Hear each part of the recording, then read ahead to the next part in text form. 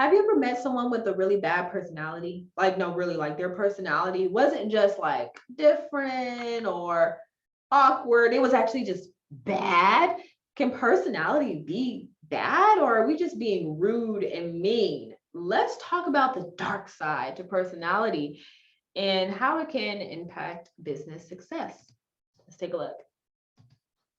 Dark side of personality. Let's jump into it. First, we're only going to be talking about two theories or frameworks today. We're talking about the dark side of personality, something that is often, sometimes we explore it, sometimes we leave it out. And what I mean is, a lot of times in the field of psychology, we're talking about these concepts like personality, and then someone taps us on the shoulder and, like, hey, there's a dark side to this. There's actually things that you may not have been considering that could really negatively impact that person or their environment. And so let's get into what this dark triad looks like.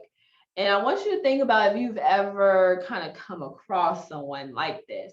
I really recommend the YouTube video that is tagged in this slide, which is also has its own page in Canvas. So definitely check that out when you get a chance. But with this dark side, we have narcissism, psychopathy, and Machiavellianism, creating this triad, this triangle of darkness. All right, so the dark triad first has Machiavellianism. This is the degree to which an individual is pragmatic, maintains emotional distance, and believes that ends can justify means. And so when we have someone, a clear, like Machiavellianism is one of the most popularly acceptable dark personality dimension in our business world today, from my personal informed opinion. And why do I say that? Well, when we think about our traditional leaders and our CEOs, this prototype of what it means to lead a major global organization, it's portrayed to us that there does need to be an emotional distance, because let's consider, we have these major corporations like Walmart and Amazon. They're employing a great deal of the United States population, especially in certain specific areas in our nation. And the decisions that they make can directly impact the livelihood of not just those people that are working, but the entire city or town that employs the greater good of those people, the actual family from those people, those employees. It has extreme ripple effects for the decisions that these big corporations have.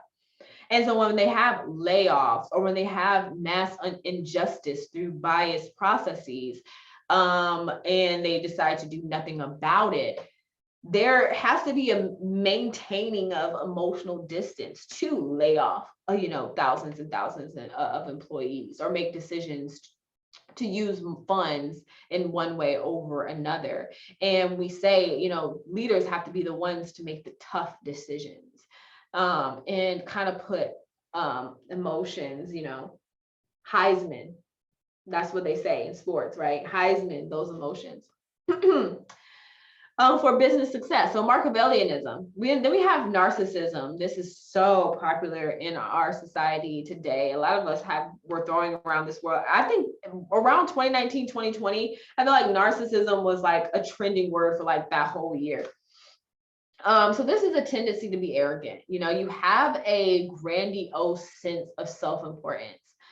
So we talked about core self-evaluation as a personality characteristic. This takes it to a whole nother level. It's not just that I evaluate myself positively, I see my value, but that actually my value is better than everyone else's value. And I was born to, of a different, I'm out of this world, and everybody else is, and I'm, off the charts.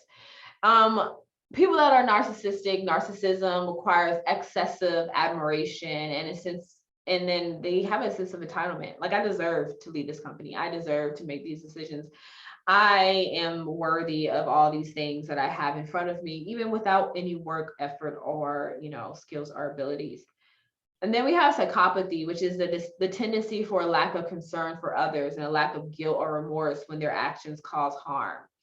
Someone that wants to be so detached from their emotions and from others that they are quote unquote unbothered, right? They have shut it all the way down, and they don't care that that they've just disrupted your family dinner with this irate call in the middle of the night. They don't care that they've just piled on extra work right before the weekend, knowing that your, child has a birthday this weekend that you're trying to celebrate. They don't care at all. They have no concern for other individuals.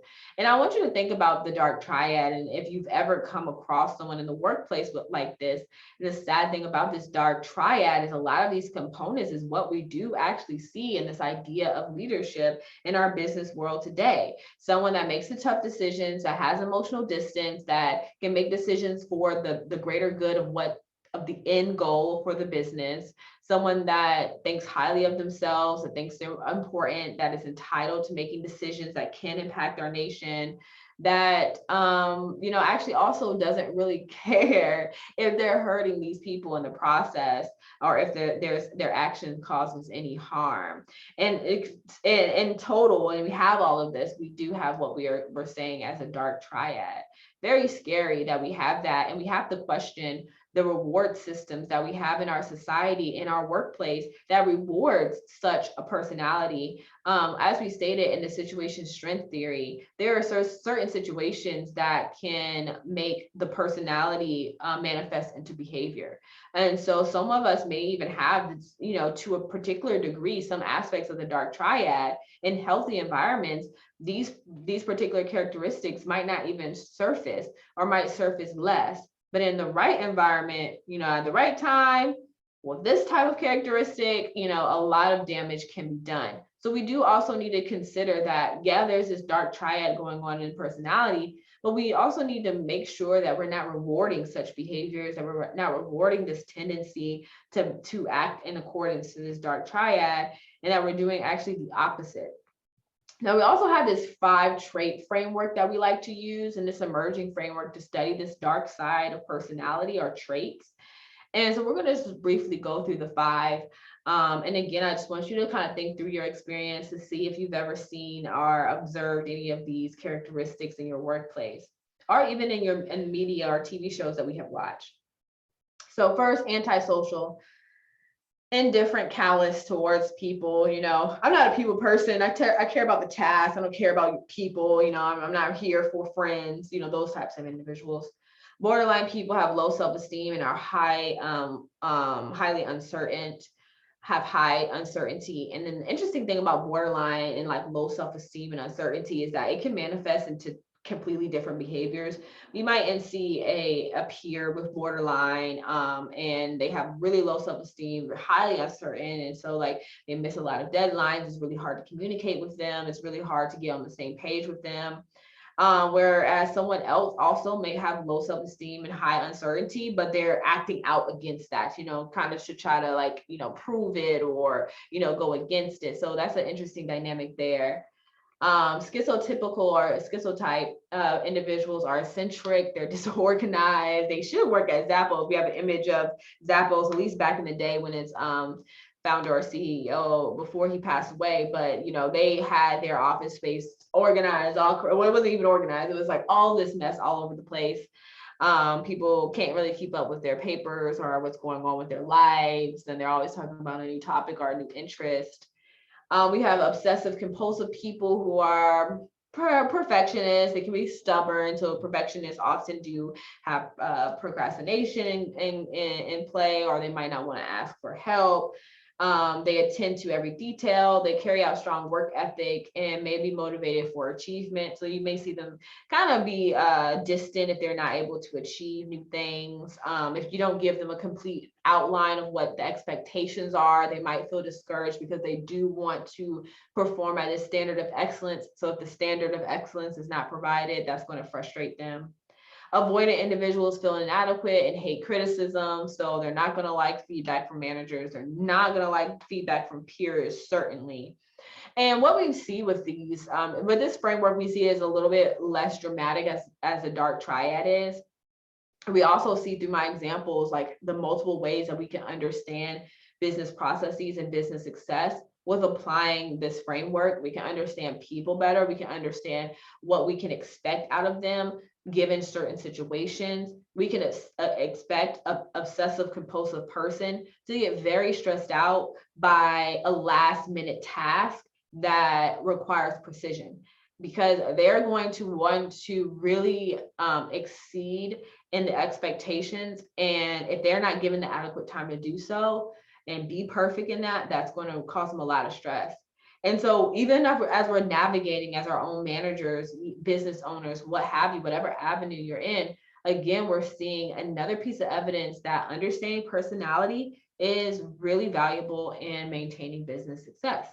All right, so that's it for our conversation on personality. I hope you liked it. Definitely make sure you watch all the other videos in this series, and I'll see you guys next time.